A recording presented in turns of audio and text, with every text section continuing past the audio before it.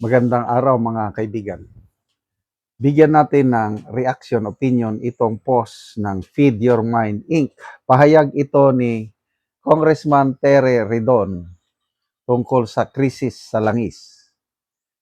Gustong limitahan ni Tere Ridon ang pagbili ng gasolina sa mga hindi esensyal na sakyanan.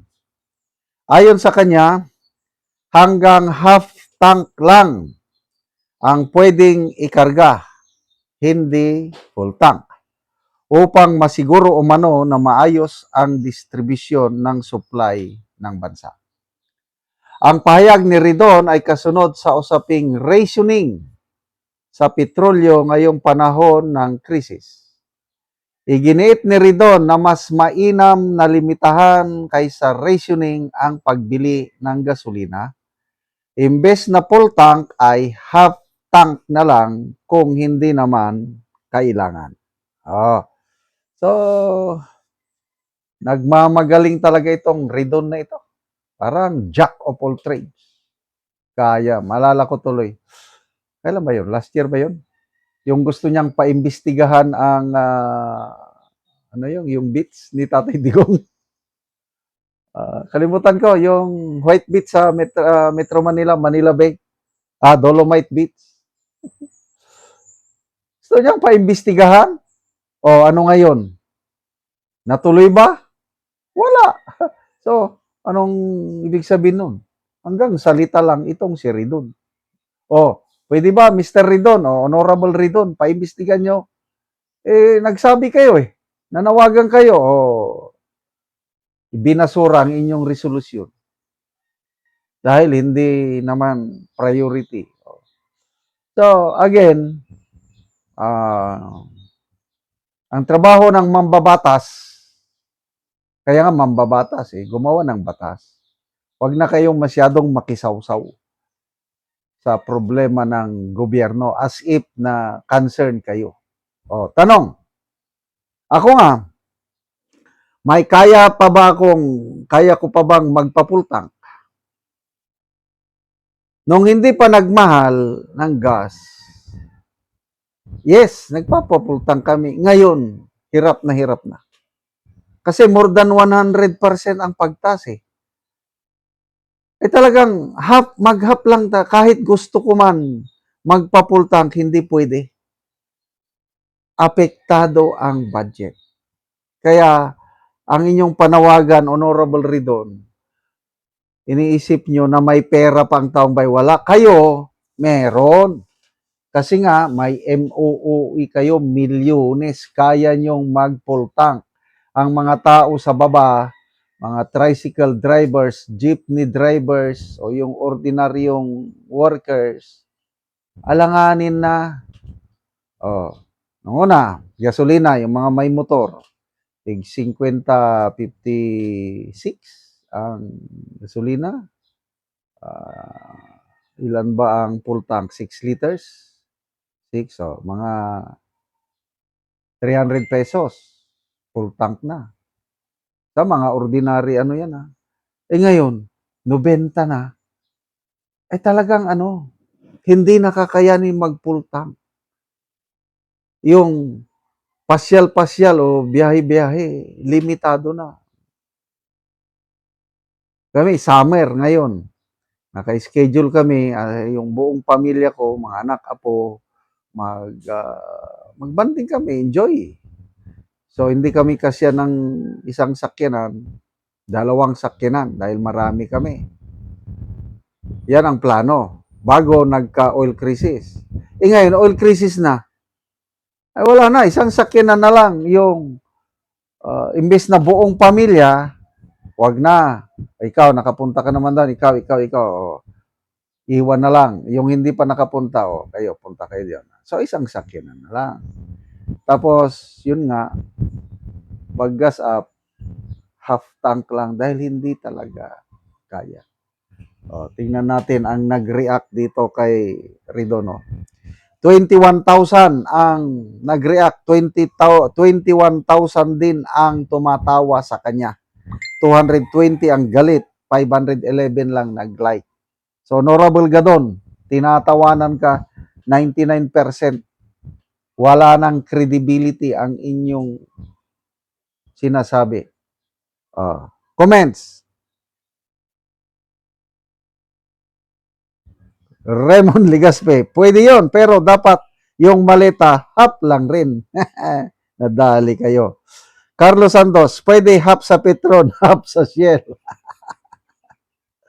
J. Romero, 8-8, pwede rin ba half lang butas ng ilong? Nakapultang kasi. Napansin tuloy ang butas ng ilong ni Ridon. Pwede yan, basta half day ka lang din. Hihinga. Tinawanan. Louie Ponce, galing naman mag-isip nito. Hehehe, the best. Leonardo Magcalas, pwede ba half malita lang din sa inyo?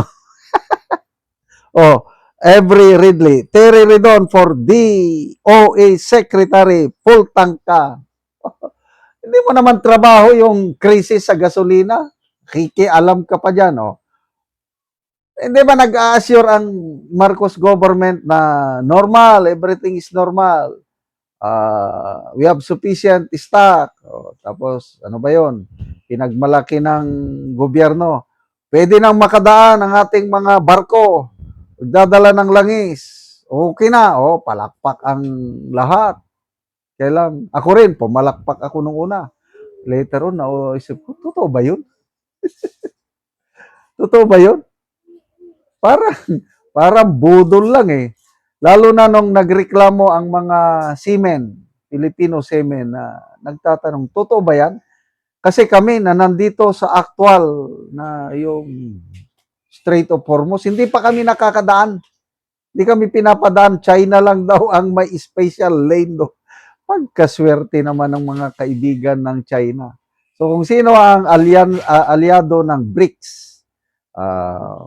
Brazil, Russia, Iran, India, China, South Africa, sila lang nakakadaan doon. Tayo, aliado tayo ng US, kaya hindi tayo makadaan. Kaya parang budol yung announcement na pwede nang makadaan ang mga barko na magdadala ng langis sa Pilipinas. Kaya ito, natatakot sila, mawalan tayo ng supply.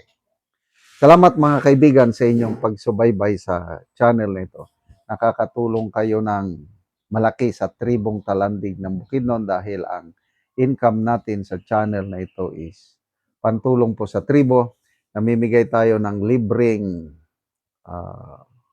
yero at pako para makapagpatayo naman sila ng mas maayos na tirahan. Panoorin nyo ang video na ito.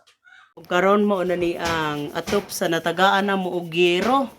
So mga dagko na gyud ang buslot. So makaatop na gyud ni sila karon. So inani na gyud ang itsura sa ilang atop.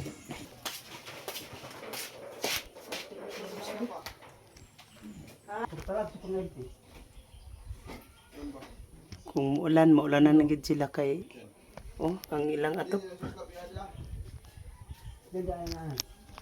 So mao na ni ang among gihatag nga Awak ka rin hindi tag.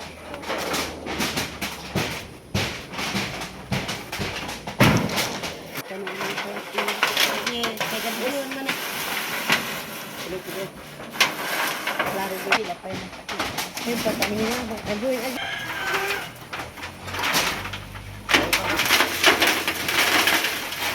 Boy, siya rin nga ganina ko nag-ilis ka at yung mga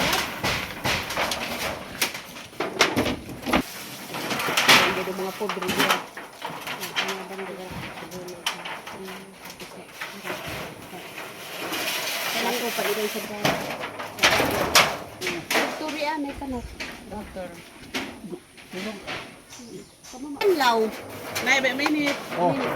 Umit sa kiin ko sa alan sa kiin. Aboy, kami na kadimo.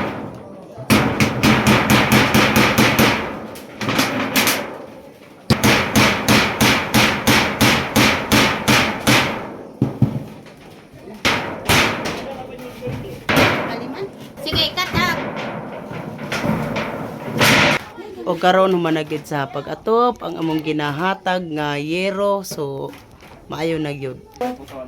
At sa Ginoo og ilabi na sa nagtabang sa amo og salamat kayo nga dako karon karon pag yun na puli among atop napulo na katuig og salamat sa tanan.